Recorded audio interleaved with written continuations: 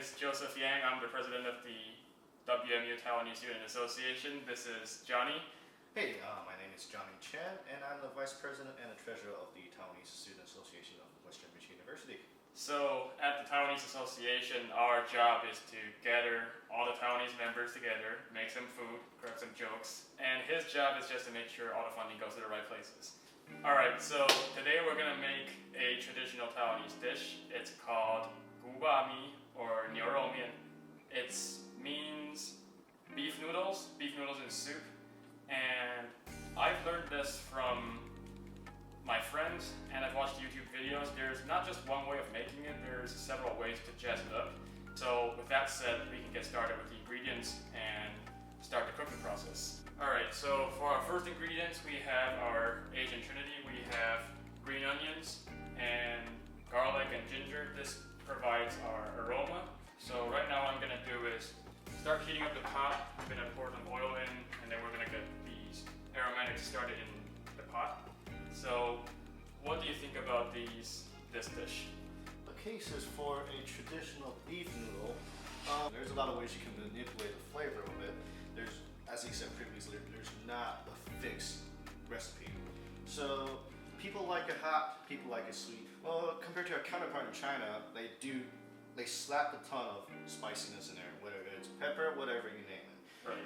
In our very humble opinion, you can do whatever you want with it. There's never one thing that had to be a certain amount or a certain way you want to do it. This is kind of how typically we deal with our life. But there are reasons why we kind of just go along with it, make our own little beef noodles. Try to alleviate that homesick feeling. Exactly, just like our president says. Right. So now I've got my heat up, and we can start with putting the ginger in because ginger doesn't really burn. It takes a lot to burn the ginger. So we can start that in.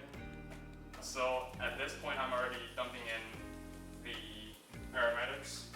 So we kind of blanched the meat a little, kind of get the grime out of the beef.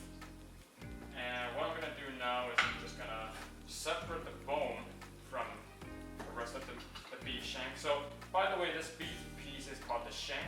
It's basically your leg, where your leg is. So that's why you have this big piece of bone in the center, and we're going to keep the bone inside the soup because once it cooks inside the soup, it's going to release a lot more of that beefy essence. So now the beef is going to go in with the aromatics.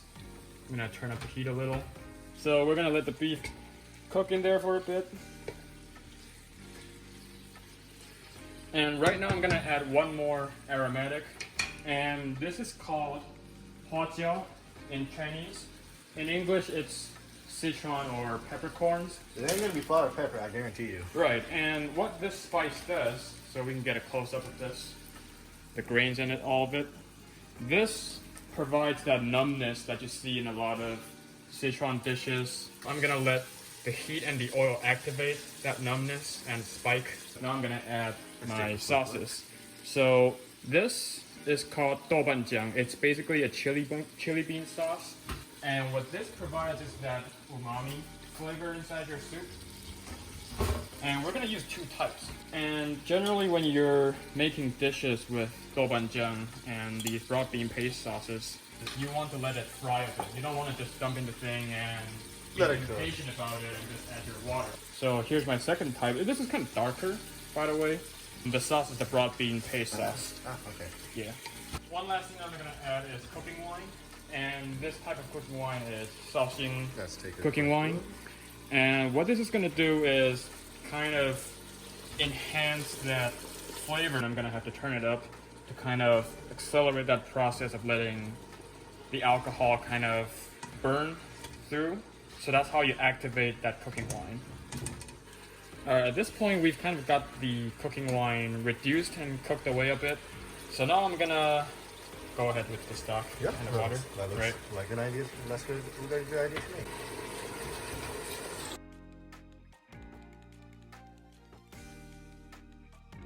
I'm gonna turn up the heat so that it boils, and once it boils, I'm gonna cover it. But before I cover it, we're gonna add a few more ingredients. The next few ingredients that we're gonna add is to let it sit and cook through and add a bit of sweetness to it. So the first ingredients that I'm gonna add is carrots. The next thing that we're gonna add is tomatoes. And the good thing about these is that it releases a lot of the water and juice while it's in there cooking. So it's a good idea for us to add it and add a bit of sweetness, add a bit of juice, so that we have a bit more flavor inside our soup. We're gonna add a secret ingredient that enhances the soup, and that is one small apple that we've cut up. In a lot of Asian and Taiwanese cooking, we use a lot of Chinese medicine, where there's a lot of herbs and spices. The first are the cinnamon sticks. This other one is called star anise. And lastly, this is a common ingredient that a lot of Western dishes also use. It's called bay leaves. So now we have everything in there. There's 2 more things that I have to add, and then we can let it set for 2 hours. This is a goji berry, and the other thing is fennel seeds. Okay, so now that everything's in there, we can give it a bit of a swirl. We can kind of lower the heat right now and wait for 2 hours.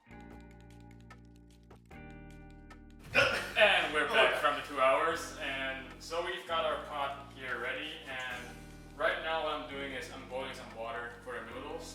These are actually Taiwanese noodles that we got from Pacific Rim.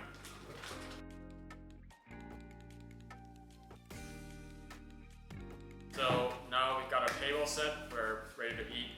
And in the meantime, Johnny also was kind enough to make these 2 glasses of boba tea for us to kind of complete the whole Taiwanese package. We've got our food, we've got our drink. That's a full experience of the Taiwanese. It is the full experience. I mean, today we're going all in, right? I'm repping my Nike Taiwan shirt, he's repping Taiwan beer. So, but before we dig in, anything else you want to add? One big thing is since we hope all the viewers that's looking at this right now having a good time. For us in Taiwanese, we've always welcomed you to come over so you can actually have a real experience out here. You'll probably have a better version of this than I did. I'm a total amateur at this. But I'm sure that whenever you guys get to be in Taiwan, you will have an awesome experience. And this is only little things that for us to introduce to you. Right. But one bigger picture for us to be a part of this and welcome you to join us anytime and anywhere you're on the planet Earth. Right.